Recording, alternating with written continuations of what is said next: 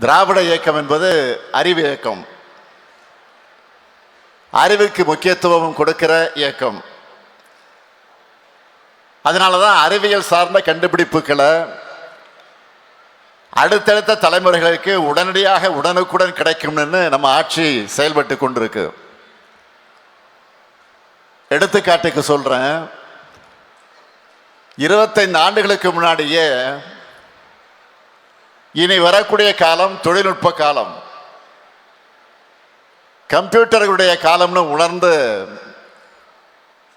ID policy tidal பார்க்குன்னு கொண்டு வந்தார் நம்முடைய முத்தமிழறிஞர் கலைஞர் அவர்கள். அதனால தான் நம்ம தமிழ்நாட்டை சேர்ந்தவங்க உலக அளவில் சாஃப்ட்வேர் ஃபீல்டில் டாப் பொசிஷனில் இருக்காங்க.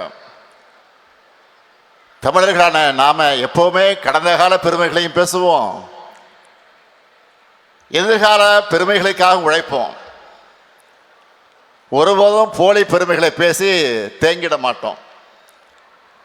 அதுக்கு எக்ஸாம்பிள் தான் இந்த விழா.